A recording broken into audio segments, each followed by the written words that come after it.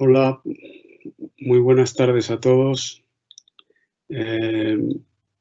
Espero que se esté oyendo y viendo bien esta parte de la presentación.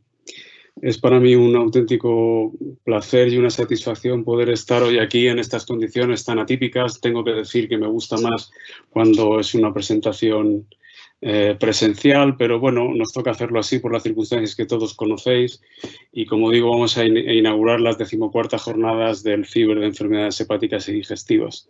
Yo estoy realmente satisfecho porque ha habido cerca de 300 inscripciones, que no son pocas, y hasta esta misma mañana estábamos admitiendo inscripciones. Ya ha habido cerca de 100 póster que se han presentado online, lo cual yo creo que es un motivo también de satisfacción por la actividad científica que esto representa. Así que no me queda más que dar las gracias a todos vosotros por vuestro entusiasmo, vuestro interés y por no dejar que esta pandemia pues acabe con el deseo de participar en una actividad científica cooperativa como es el FIBER de enfermedades hepáticas y digestivas. Yo quería empezar dando una pequeña panorama de las jornadas que se han hecho por parte del comité de dirección con una extraordinaria ilusión y con una ayuda extraordinaria por parte de la unidad técnica, que tengo que agradecer especialmente en condiciones nada fáciles. Esta primera parte del día de hoy empezará con la apertura, que la desarrollará la directora del Instituto de Salud Carlos III, la doctora Yoti, Raquel para los amigos, como yo me cuento entre ellos. Y luego Manuel Sánchez, el gerente, pues también nos comentarán algunos aspectos que siempre son relevantes en relación con la dinámica global de la estructura administrativa del FIBER. Y luego pues yo haré también una presentación, como es tradicional, por parte del director científico, a propósito de lo que más importante ha sido durante este año y algunas reflexiones que, lógicamente, como primera vez que me presento como director ante vosotros, creo que conviene hacer. Y luego, a lo largo del día, la primera parte va a estar dedicada al informe del comité de dirección, en el que vamos a hablar con detalle por cada una de las personas encargadas de estas tareas del propio comité, del mecanismo de evaluación que se va a utilizar en los años futuros, de nuevos aspectos de la estrategia de comunicación, del plan formativo que queremos poner en marcha en el FIBER en los próximos años. También vamos a hablar de cuál deben ser los mejores procedimientos, lo haremos hoy y mañana, acerca de la capacidad de consecución de proyectos internacionales desde nuestro ámbito. Un aspecto también muy importante que el doctor Pere Clavé nos va a poner de manifiesto es realmente cuánto de cierto hay de poner el paciente en el centro de la investigación, y como él dice en su presentación, vamos a hablar de filosofía de verdad en el campo de la investigación. Luego se hará también una presentación del estado actual del alcance de los proyectos estratégicos del FIBER, tanto el de enfermedad celíaca como el proyecto estratégico de disfagia, que son estas acciones que se emprendieron ya hace unos años y que es bueno que sepamos cuál es el estado de su situación. Y por último, el doctor Becerra, su director científico del FIBER-BDN, pues nos hablará de una estrategia conjunta de proyectos semillas a medias entre ambas áreas del FIBER. Y sin más preámbulos, yo ya doy la palabra a Raquel Giotti, que hará realmente la inauguración oficial de estas jornadas. Raquel, muchísimas gracias por estar con nosotros. Sabes que es un placer especial tenerte aquí. Muchas gracias. Muchas gracias, Rafa. Queridos amigos, queridos todos, la verdad es que son circunstancias extraordinarias. Nunca hubiéramos podido imaginar que nos íbamos a reunir en esta primera reunión científica del FIBER de enfermedades hepáticas y digestivas, la primera reunión científica con su nuevo director, con el doctor Rafael Bañares, en estas condiciones tan excepcionales. Y después de haber sufrido algo que creo que todos llevaremos para siempre, estos meses que han sido muy duros. Pero quiero mirar al futuro, porque además lo que se demuestra con estas jornadas es que el FIBER de enfermedades hepáticas y digestivas está ya mirando al futuro. A pesar de todo, a pesar de los pesares, en estos meses lo que se muestra es una intención muy decidida de avanzar con esa resiliencia que creo que la comunidad científica y sanitaria en su conjunto ha mostrado a lo largo de este tiempo, con una movilización para hacer frente a todas las dificultades que creo que se pone de manifiesto en una reunión científica que plantea asuntos tan importantes como la internacionalización, como la necesidad de innovar, como aspectos relacionados con la comunicación, con la ciudadanía y además aspectos que hemos hablado a lo largo de mucho tiempo, pero que cuando se manifiestan con realidad, con verdad, se vuelven algo realmente único. Y me estoy refiriendo a lo que decía Rafa hace un momento de poner al paciente en el centro, el pacientocentrismo que figuraba en el programa.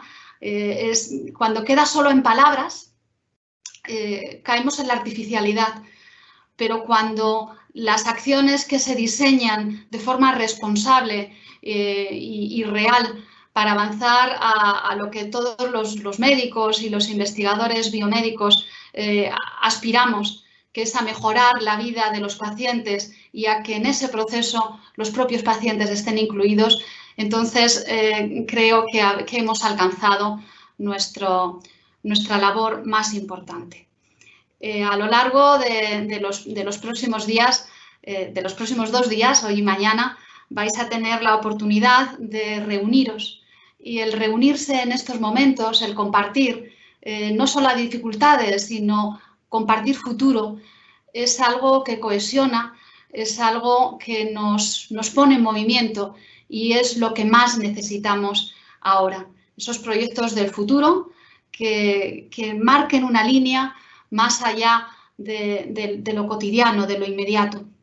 Y por eso, bueno, os quiero agradecer a todos que hagáis este esfuerzo de mirar más allá, que hagáis también el esfuerzo de hacer balance, de celebrar lo alcanzado. Es importante encontrar tiempo en estos días difíciles para celebrar también, para sentiros orgullosos del trabajo que habéis realizado y seguir haciéndolo, seguir caminando con decisión, porque el ciber de enfermedades hepáticas y digestivas ha alcanzado grandes cosas, pero yo me atrevería a decir que aún es mucho más lo que está por alcanzar, aún es mucho más el futuro que el pasado.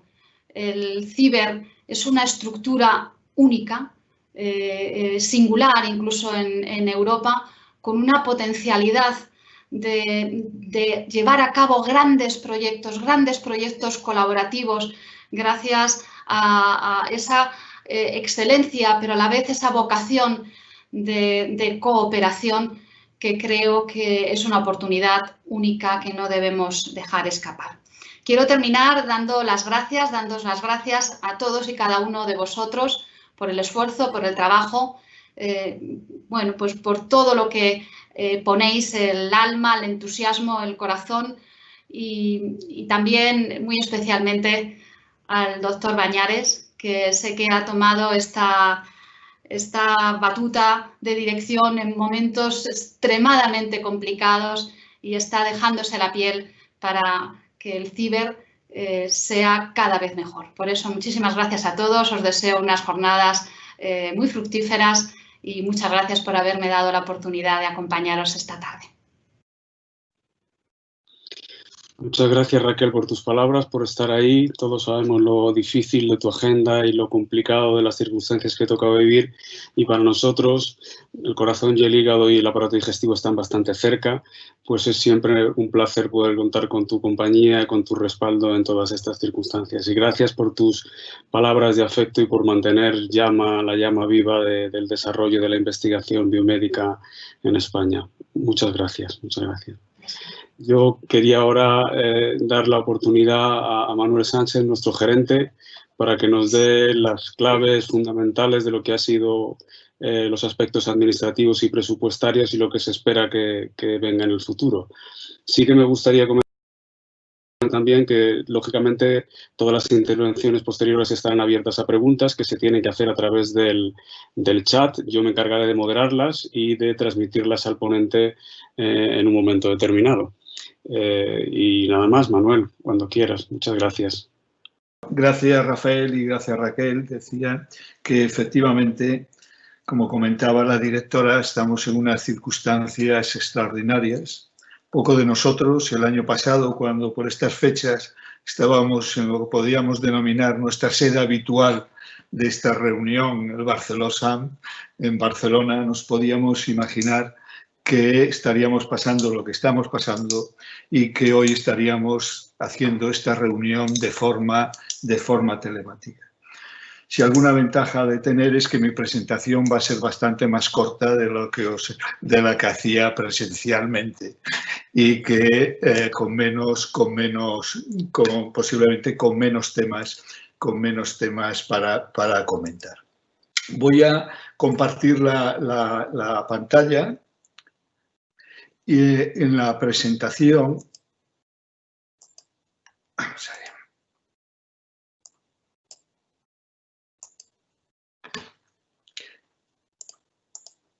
No sé si estáis viendo la pantalla compartida.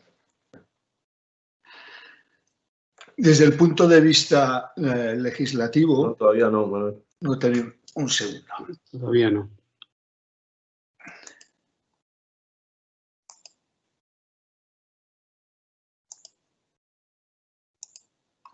Ahora sí. Comentaba que desde el punto de vista legislativo no hemos tenido modificaciones a lo largo de este año, por lo tanto no hay nada que comentar, ¿no? Sí, lógicamente, un año marcado la actividad del ciber por la pandemia se ha notado en el área económica. Aquí veis en esta diapositiva que os presento cómo el número de compras tramitadas a lo largo de este año hasta el mes pasado es significativamente inferior en todas las áreas del ciber, sin excepción, que el del año anterior. De 7.500 que llevábamos el ejercicio pasado, el mes pasado, a menos de 5.000 este año.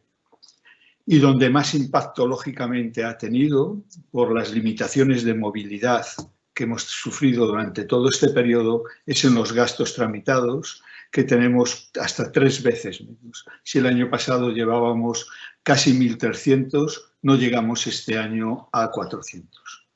El primer mensaje es recordar, como todos los años, que el 30 de noviembre cerramos el aplicativo de compras para nuevos pedidos. Por lo tanto, es fundamental, es importante que todos los grupos planifiquen las compras previstas durante el mes de diciembre y se introduzcan antes del 30 de noviembre.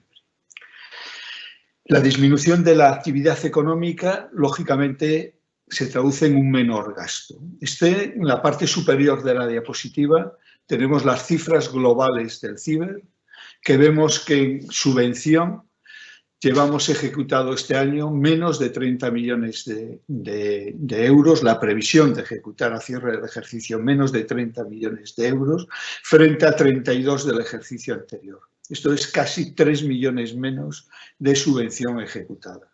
Sin embargo, en proyectos externos, por lo que comentaremos posteriormente, fundamentalmente por la ejecución de los proyectos COVID que se le han sido concedidos al ciber, llevamos 382.000 euros más. En conjunto, algo más de 2,5 millones menos de euros de ejecución que en el año 2019.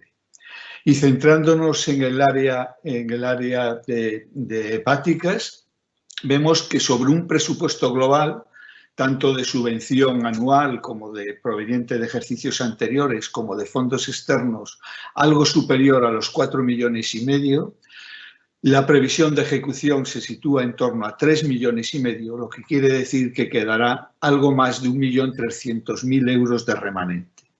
Remanente fundamentalmente de la subvención, que estará en torno a 900.000 euros. Hay que decir que si bien el año pasado se había tomado la decisión de que los remanentes no comprometidos, no ejecutados, pasarían a la estructura central del ciber para redistribuirlos entre las áreas, Esta situación de excepcionalidad en este año ha llevado a reconsiderar esa decisión de tal manera que los remanentes no comprometidos de cada área quedarán en las áreas a disposición de las direcciones científicas para que los redistribuyan de la manera que crean más conveniente.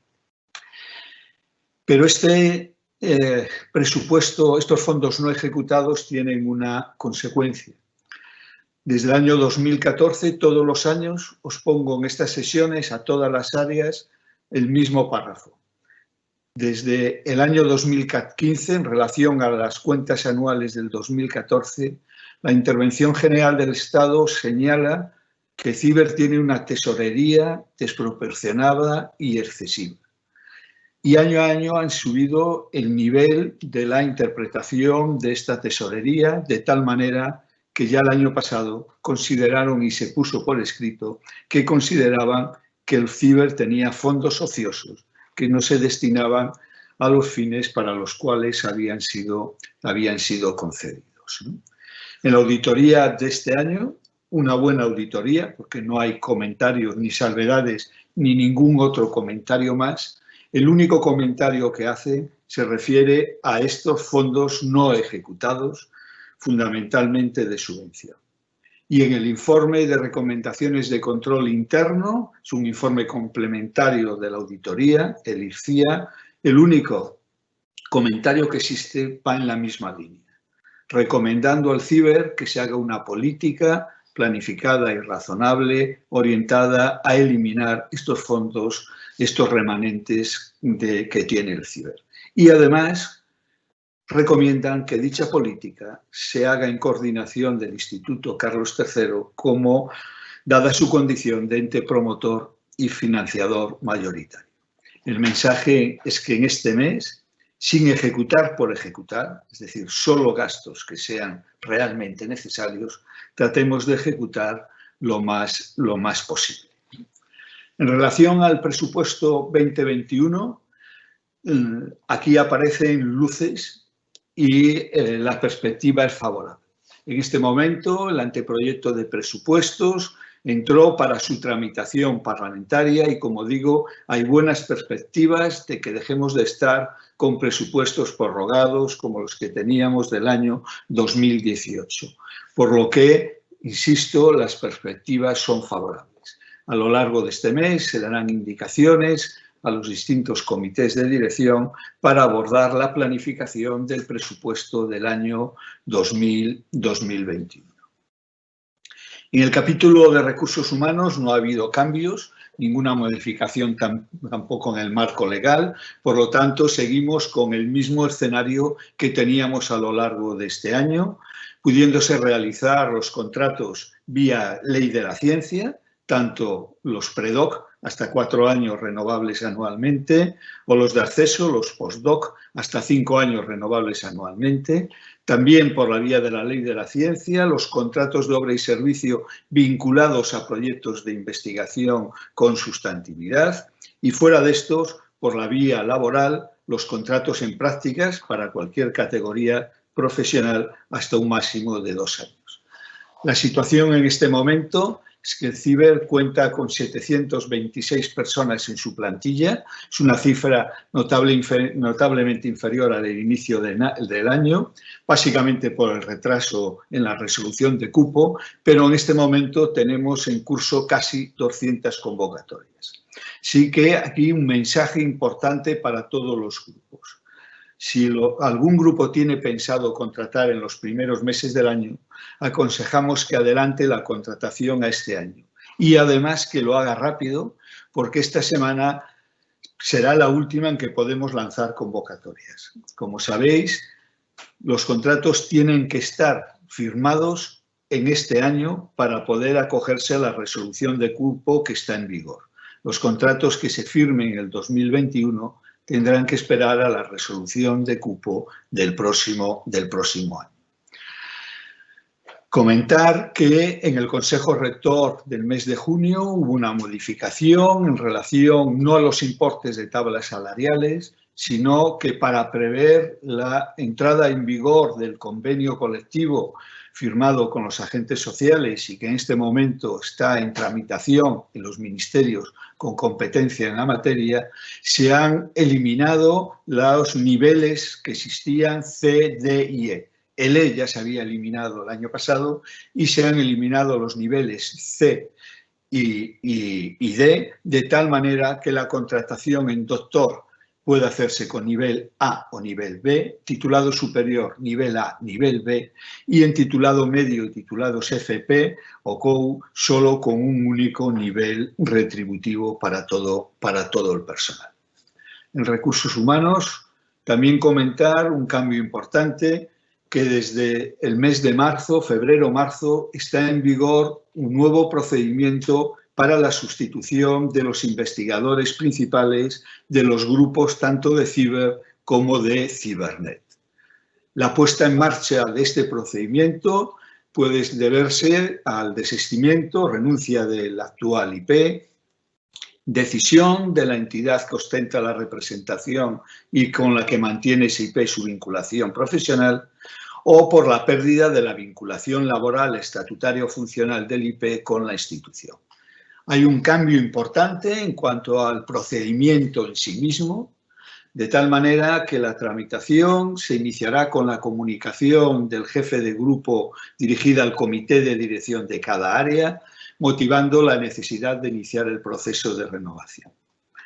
Destacar que en caso de que el relevo se inicie por jubilación del IP, el proceso deberá iniciarse con una antelación mínima de 2 años a que este hecho esté previsto que acontezca.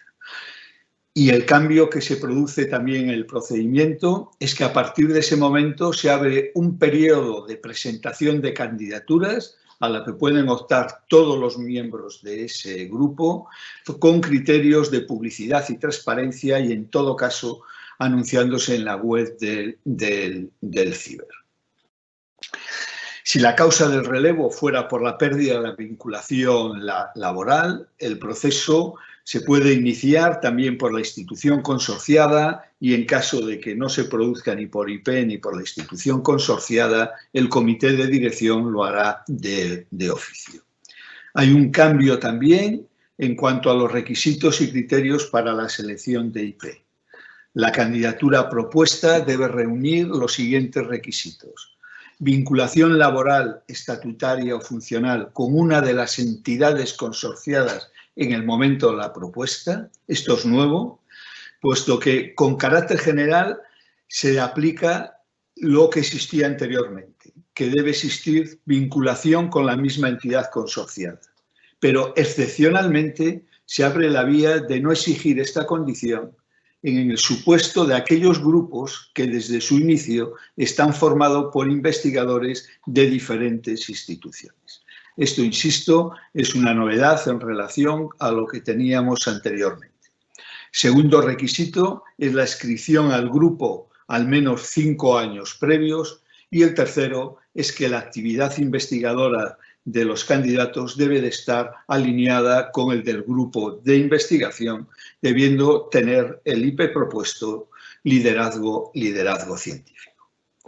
No hay cambios en cuanto a los investigadores jubilados, cuestión que genera muchas consultas todos los años, y recordar que la potestad de que el IP jubilado siga formando parte del grupo de investigación le corresponde a la institución consorciada y no al Ciber. Nosotros no tenemos esa capacidad de autorizar la pertenencia o no de una persona a un grupo de investigación de una institución sin la previa autorización de esa institución. En cuanto a proyectos, este ha sido un año especialmente activo. En lo que va de año hemos solicitado 132 ayudas de financiación. Nunca antes el Ciber había llegado a esta cifra.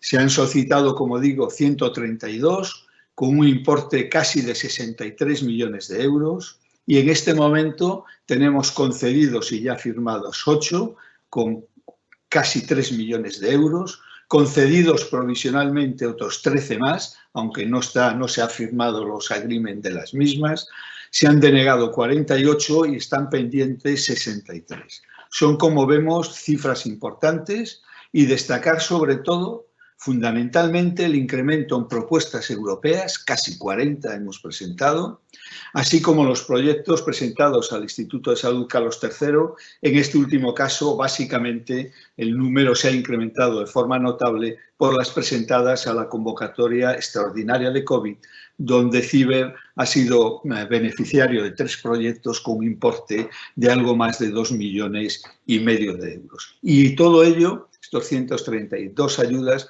a pesar de que seguimos con las mismas limitaciones y la imposibilidad de presentarnos a determinadas convocatorias. Este es el cuadro general presentado en junio al Consejo Rector, donde vemos que el área de hepáticas tiene un recorrido todavía importante que hacer. A la derecha vemos cuál es la distribución por áreas de estas peticiones. Destaca una vez más en cuanto a número BBN con 30. Hepáticas ha subido de forma considerable, se han solicitado 10 y de las 5 que tenemos resolución tenemos 3 concedidas, con lo cual es un muy buen porcentaje. Y 5 de que no sabemos todavía el resultado. Nos falta romper la barrera de proyectos europeos, puesto que aún somos el única área que aún no tenemos ninguna ejecución. Esperemos que el próximo año, y además aprovechando que CIBER ha sido adjudicatario de la convocatoria de ayudas para internacionalización que ha lanzado el Ministerio y que nos ha concedido 2 personas, podamos dedicar una persona a impulsar la petición de proyectos europeos dentro del área de hepáticas.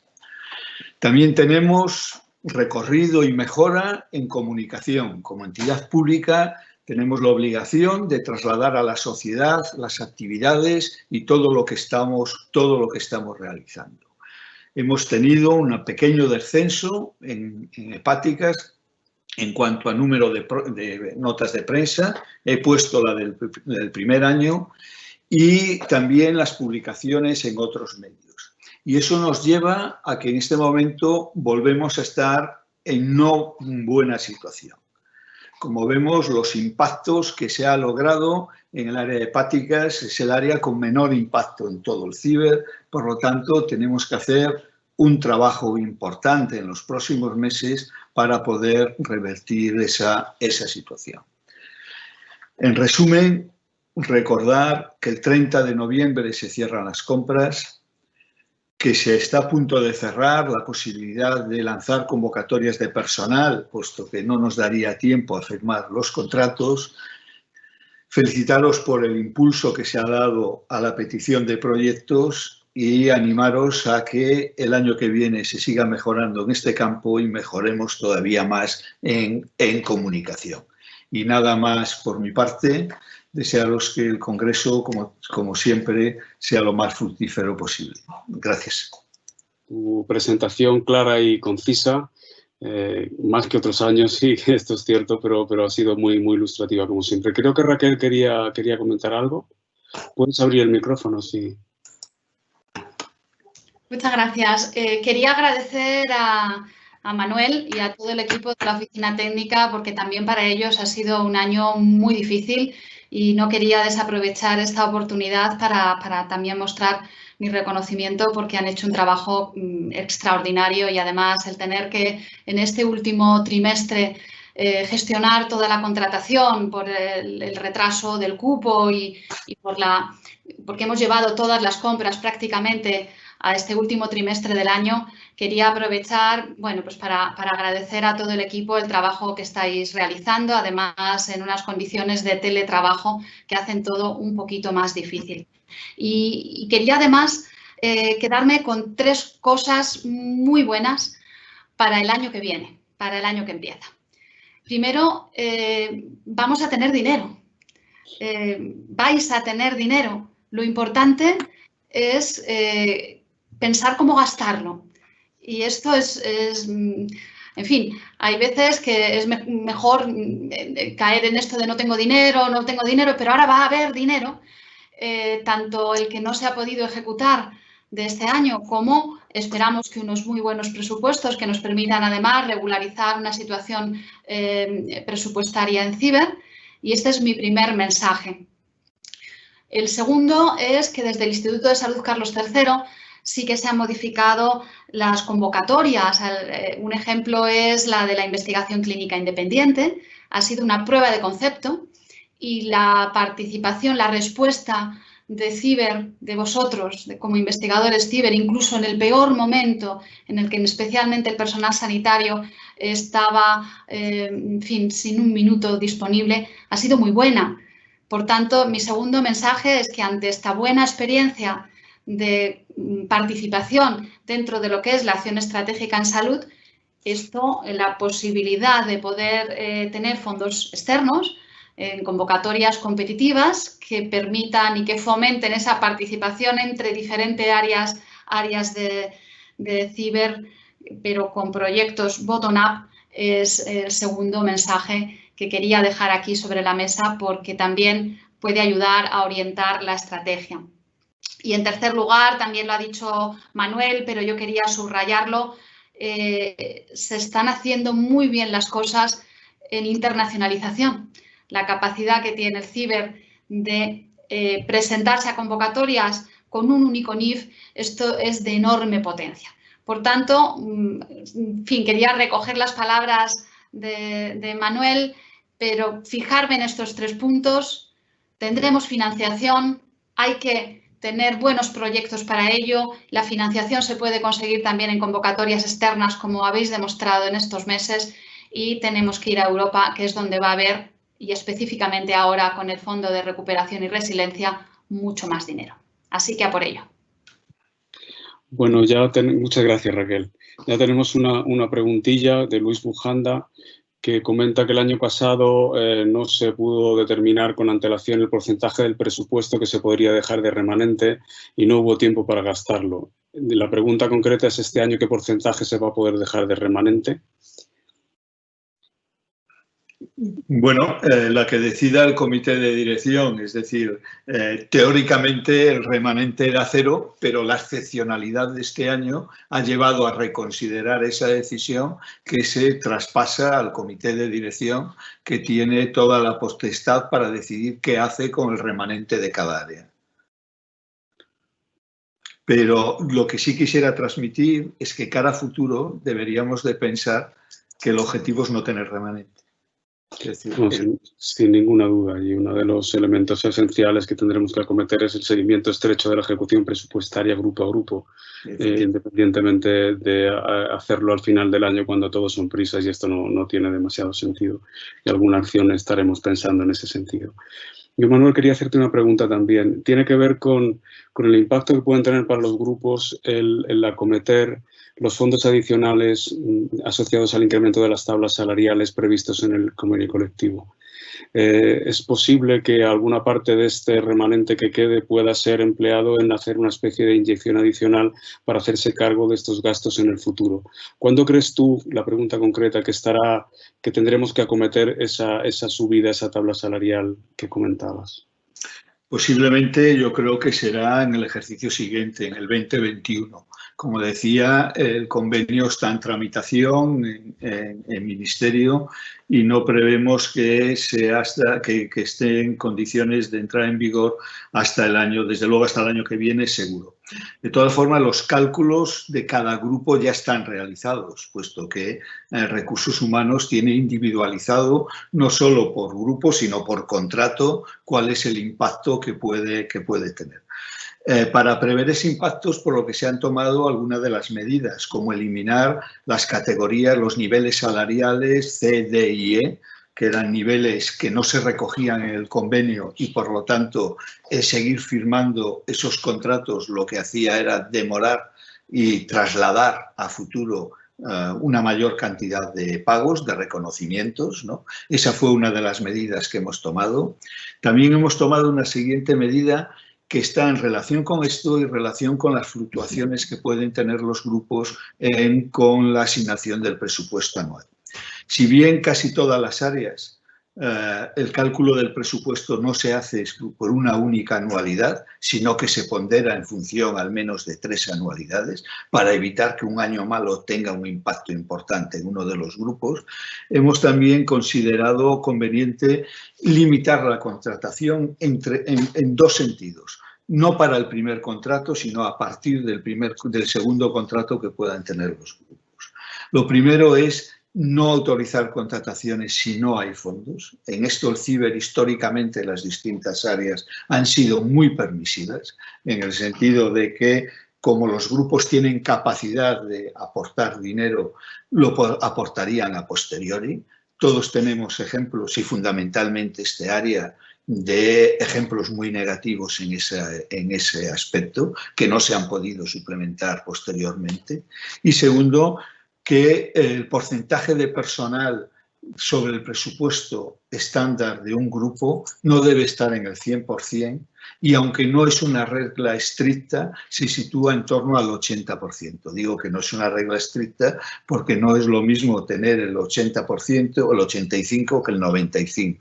Y no es lo mismo tener el 85% sin impacto de convenio que el 95% con impacto de convenio.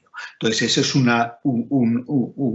una cifra objetiva, pero que no es excluyente como lo es el no tener fondos suficientes para abordar los contratos que se plantean.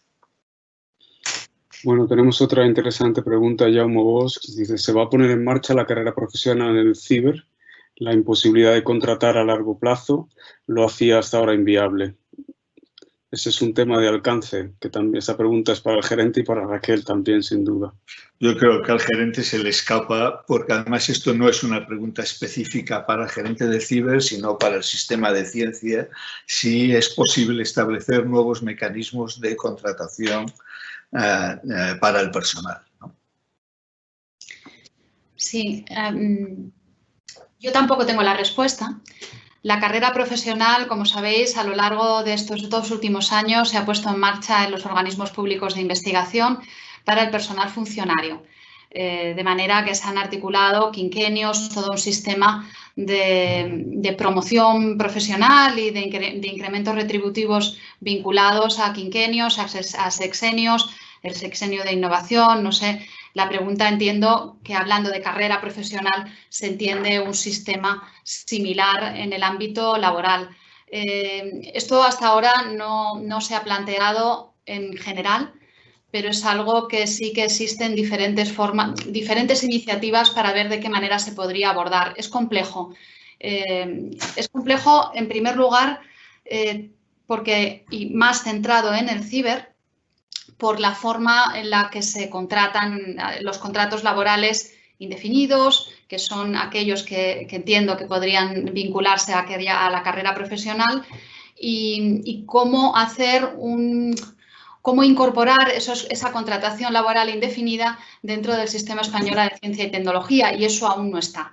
Lo que sí que se está trabajando, pero esto trasciende a ciber y realmente no sé cómo ciber podría incorporarse, se está trabajando en una carrera laboral, en un tenure track que lleve sus tramos vinculados a evaluación y a incrementos retributivos, también vinculados a un cambio de posición desde un contrato de incorporación al sistema español de ciencia y tecnología a lo largo de todo un itinerario que aporte estabilidad, pero que no sea una vía funcionarial, sino que sea una contratación laboral en la que haya diferentes evaluaciones y diferentes promociones, por así decir.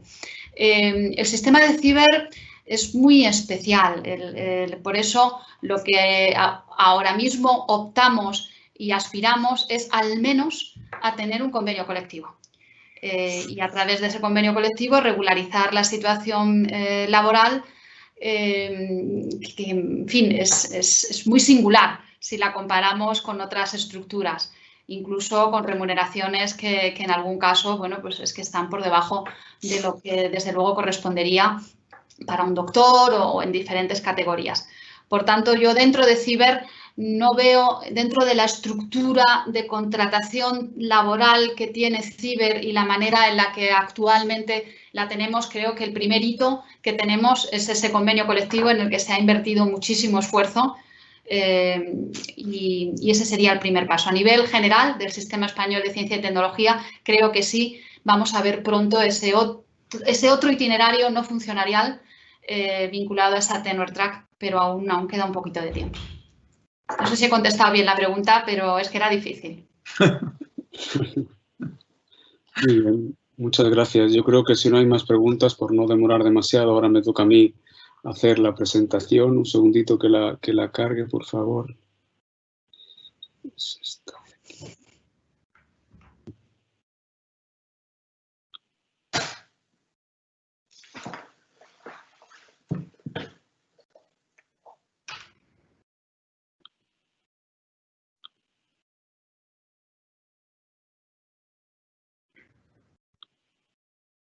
No se está viendo, ¿verdad? La presentación.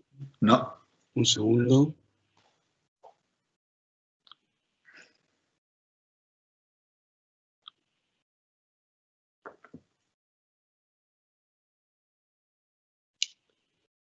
Ahí está, ya me pasó antes. ¿Ahora sí? No. ¿Ahora sí se ve? No, no. Un segundo, bueno, de la técnica.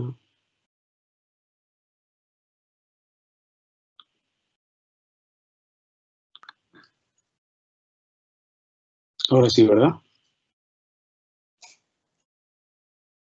Ahora. Ahora sí, ¿verdad?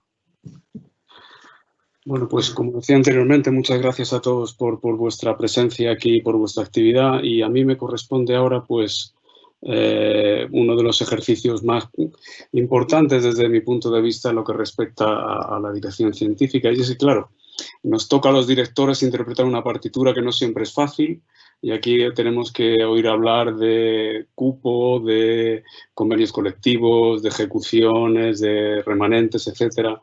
Y la verdad es que no siempre es fácil interpretar todo esto y ponerlo en consonancia con la realidad científica y el desarrollo y al fin y al cabo de los productos de investigación que nosotros como científicos tendríamos que desarrollar. Y claro, hay maneras muy diferentes de desempeñar esto y aquí el ejemplo de varios grandes directores, Sergio Levidaque, fenomenológico, George Solti, Gustavo Dudamel, maneras diferentes de interpretar la dirección. Yo afortunadamente he tenido la suerte de contar con estos dos grandes maestros que aquí veis, Jaume Bosch, que voy a decir yo de Jaume, y Jordi, que me ha permitido me ha permitido estar a su lado y aprender muchas cosas a lo largo de estos últimos años. Muchas gracias a ambos. Yo no tengo ni su capacidad ni su personalidad, tengo mis pequeñas virtudes que voy a intentar poner al servicio de todos vosotros en estos años que llevaré esta encomienda. En cualquier caso, como una orquesta no funciona solo con el director, yo he intentado rodearme de un comité de solistas, de grandes músicos, ¿verdad?, que van a ser capaces de llevar adelante esta nave, a mi juicio, y que tiene, y que los veis aquí en la diapositiva, Jordi Gracia, Sofía Pérez del Pulgar, Javi Ampuero, Isabel Fabregat, María Esteva Peraclavé, Bruno Sangro, María Rech, Manuel Rodríguez Perálvarez, Pablo Gastamiza y Malu Martínez Chantar, que todos ellos aunan experiencia, juventud, muchos de ellos fueron incorporados en la anterior dirección como gente joven para ir conociendo el medio y después incorporarse de pleno derecho, por decirlo así, al comité científico. Ya tienen conocimiento de la propia estructura de la organización. Hay una representación bastante paritaria de hombres y mujeres que no es buscada, sino que ha caído por su peso y por la calidad de las personas y de las investigadoras que están en el propio comité. Es geográficamente representativo y hay gente de Madrid y Cataluña, Barcelona como las áreas con más densidad científica, pero también hay gente de Andalucía, hay gente de Navarra, gente de Bilbao y por tanto representa bastante bien la estructura global del CIBER y muy importantemente todos ellos tienen ganas y me consta de trabajar y así lo han hecho en estos primeros meses de desarrollo de esta nueva trayectoria del CIBER.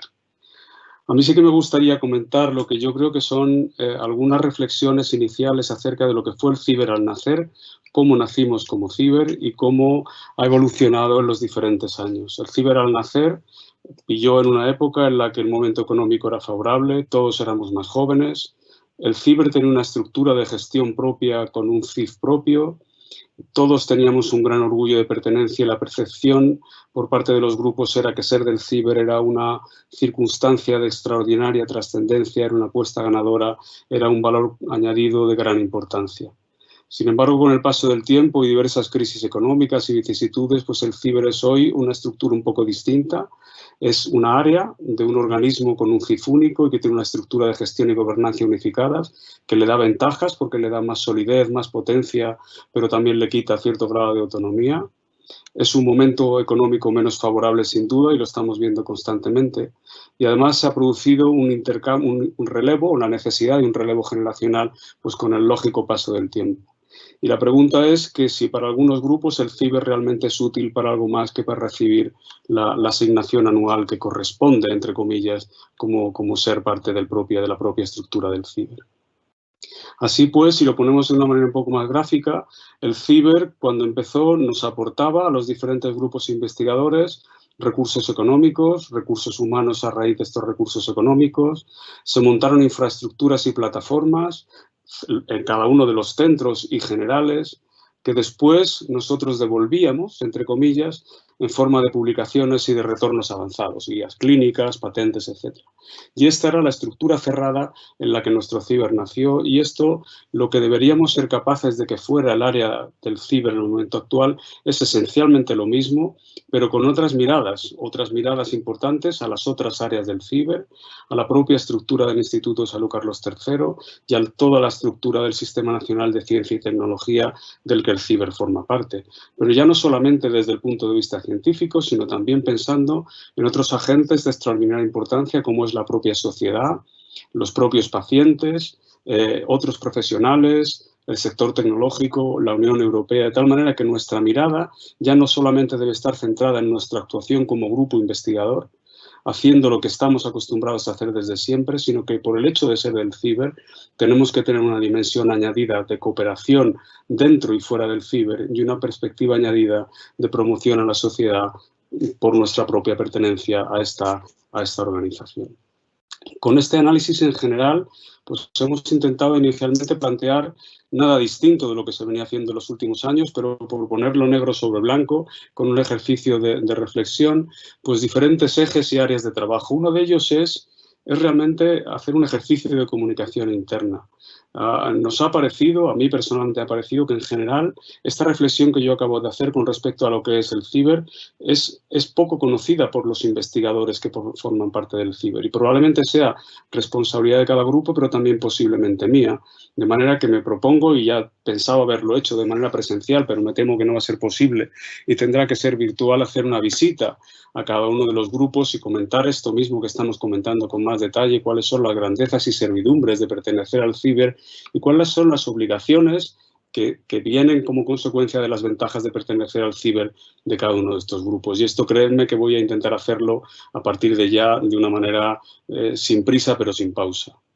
En segundo lugar, yo creo que nuestra área requiere, y lo ha comentado el gerente hace un momentito, que la sociedad sabe poco de nuestra asistencia como ciber. Tenemos que tener una presencia superior. Es verdad que es mucho más fácil explicar a la sociedad lo que es el cáncer o las enfermedades cardíacas que lo que es el aparato digestivo. Entonces, ¿el de digestivo a qué se dedica?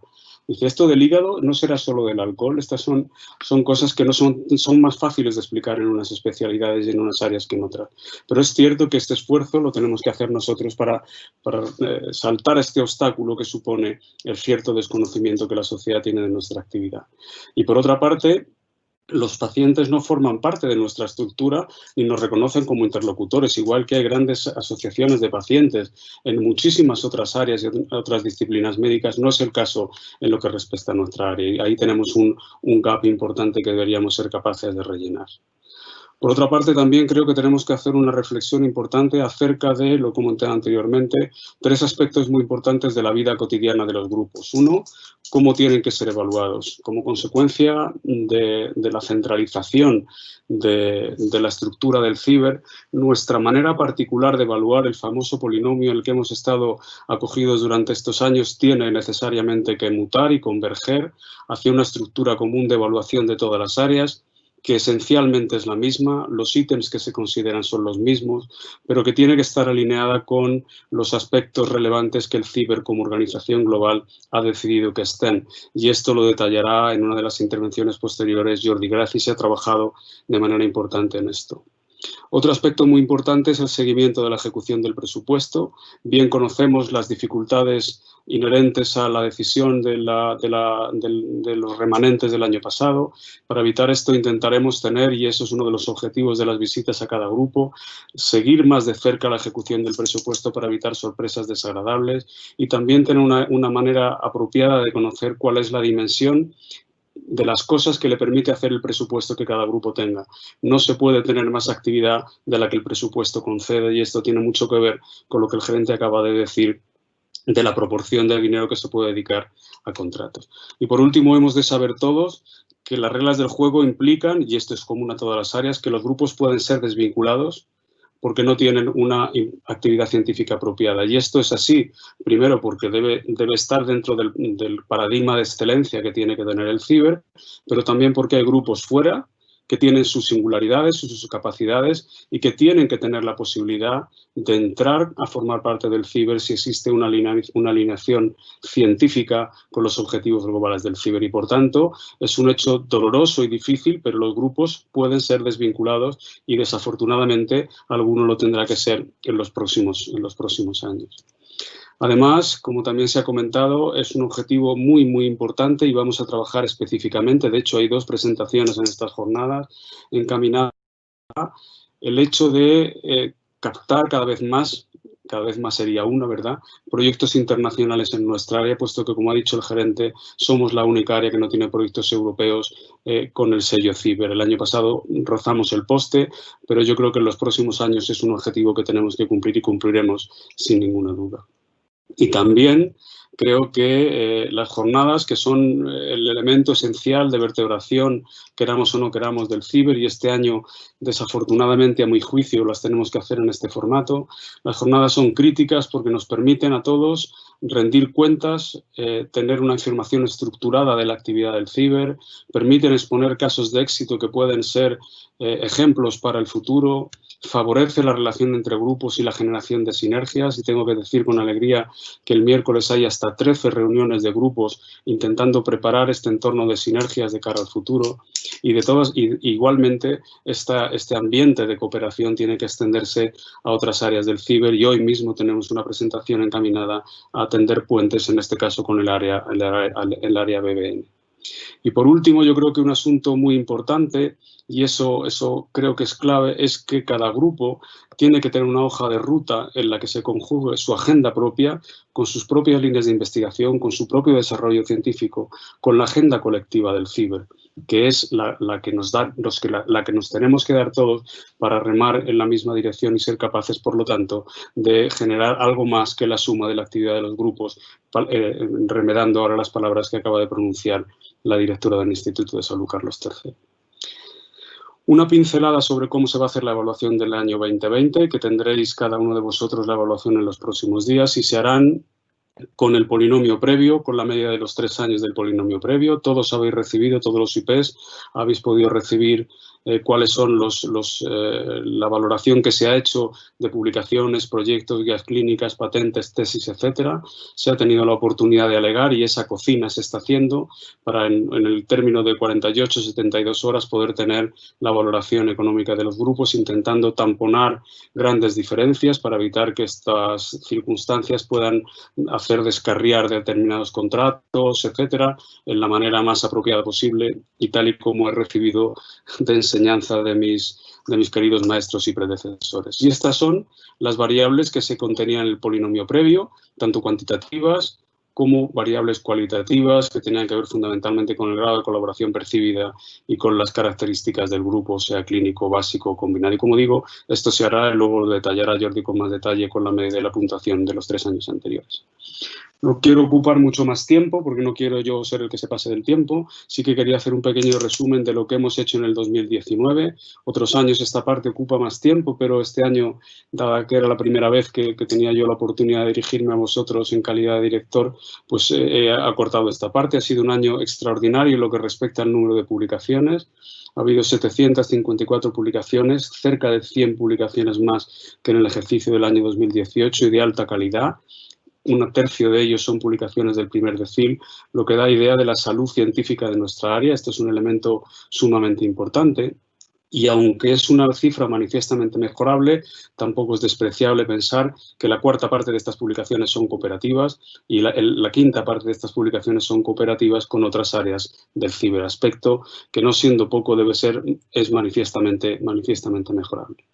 Hay diferencias, lógicamente, en la distribución de publicaciones por grupo, y aquí veis que el número medio de publicaciones en el año 19 fue de 21, y hay grupos que destacan por su extraordinaria producción, y hay grupos que mantienen una línea un poco inferior, pero en general en unos niveles, salvo alguna excepción, bastante acordes con la excelencia científica que se pretende en esta institución.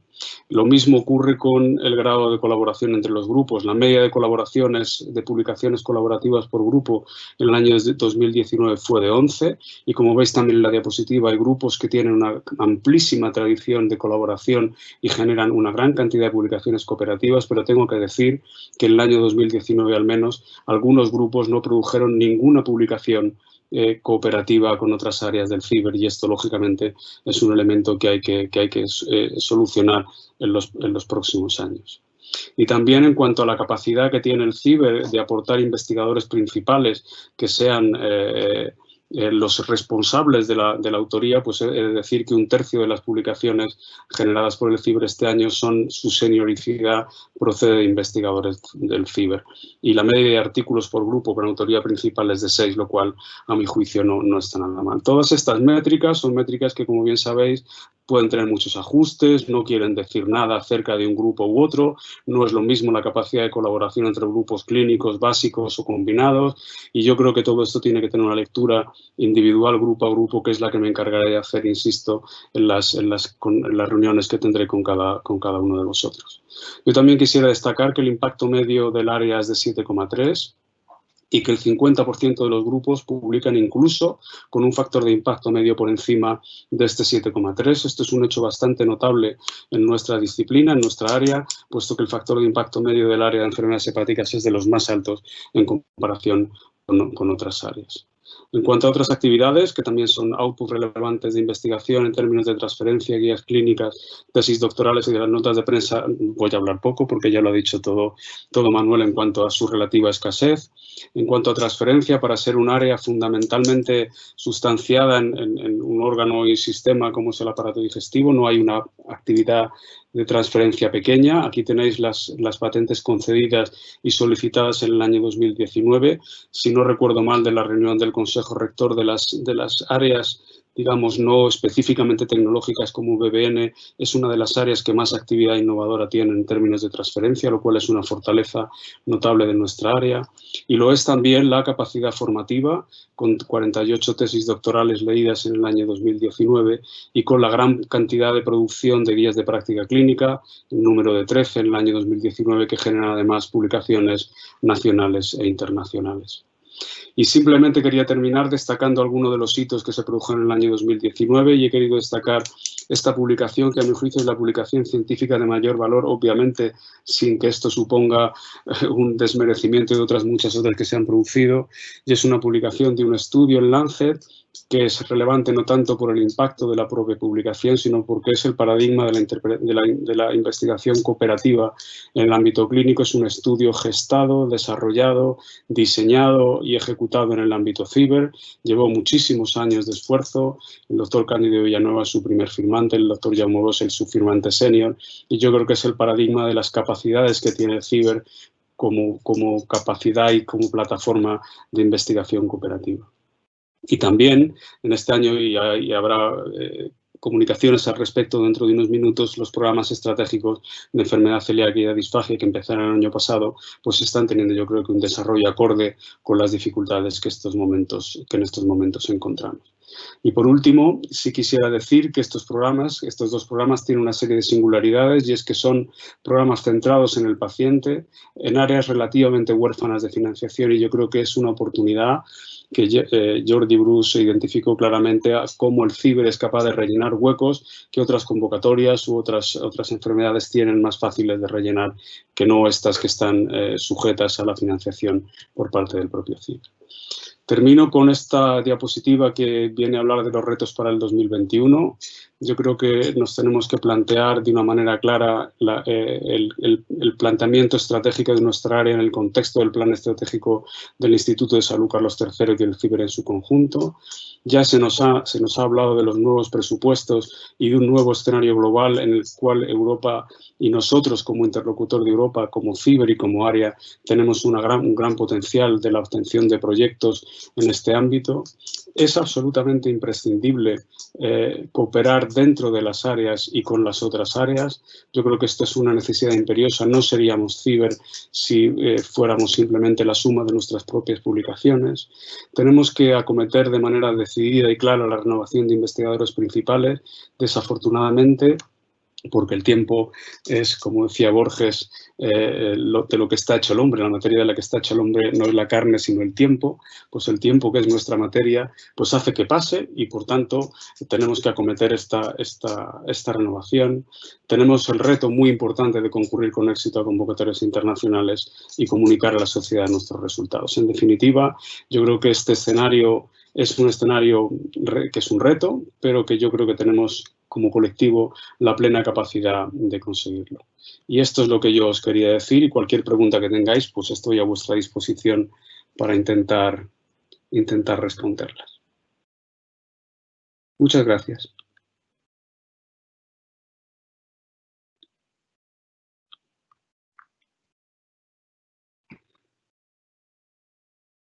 Bueno, decía Jordi que una cosa es la evaluación y otra es el reparto del presupuesto. La producción debe premiarse, he dejado de leerlo un segundito. Con más presupuesto, pero producción de calidad, pero no numerosa, debe mantener un grupo como excelente. No, bueno, evidentemente esto es así.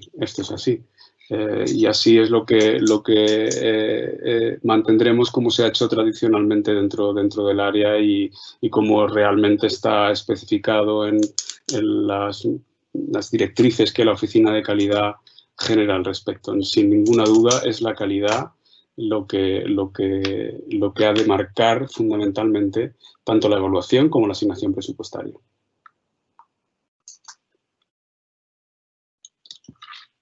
A ver, Jaume, creo que tenía alguna preguntilla también adicional. A ver. Bueno, esta pregunta es muy interesante. Jaume me decía si he pensado en algo para dividir grupos que han crecido mucho y son heterogéneos en la actualidad. Bueno, esto es una pregunta complicada, puesto que la división de grupos tendría que realmente, en teoría, hacer competir a ambos grupos en una nueva salida competitiva. El atenuar la cantidad o la masa crítica de los grupos siempre es complejo. Es verdad que a lo largo del tiempo los grupos pueden tener en ocasiones la necesidad de dividirse, pero esto hay que hacerlo en el contexto general de las expansiones a otros grupos que estén por fuera del CIBER en este momento. Jordi, algunas están en fase de licenciamiento y en otras no.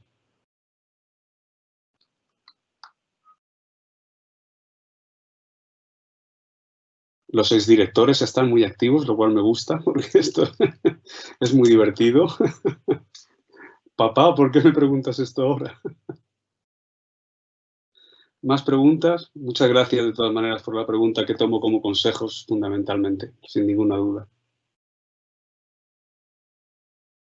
Bueno, aquí es una pregunta de Xavi Ford muy interesante. Si no para este año, para el siguiente, habría que tener en cuenta el impacto de la pandemia, que afecta de forma muy diferente en función de la comunidad, tipo de grupo, clínico, básico, sin duda. Aún no somos capaces de poner cuáles son, digamos, las variables de ajuste que tendremos que hacer en los próximos años en función del impacto de la pandemia. Esto no cabe ninguna duda. El año 2020 será bueno en términos de producción científica seguramente, porque saldrán muchas de las cosas hechas en años anteriores. El impacto quizá tremendo sea en los años sucesivos. Veremos cómo se van produciendo las cosas. ¿Sí? Un tema muy importante. El parón de los laboratorios fue total. y esto es algo que puede haber afectado muchísimo a los grupos básicos, sin duda.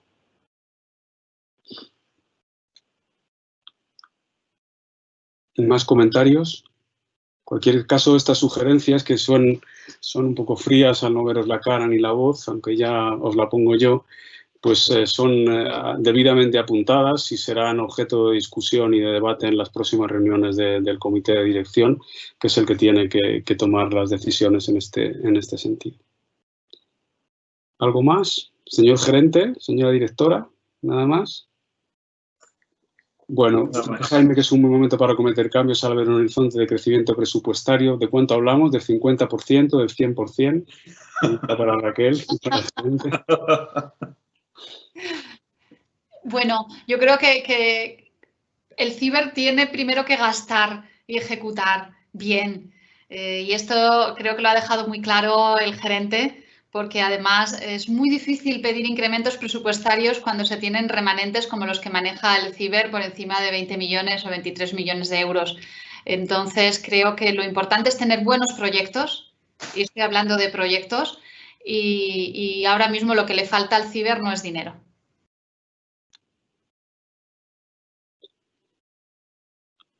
Muy bien, pues nada, yo creo que seguimos adelante por aquello de no retrasarnos demasiado.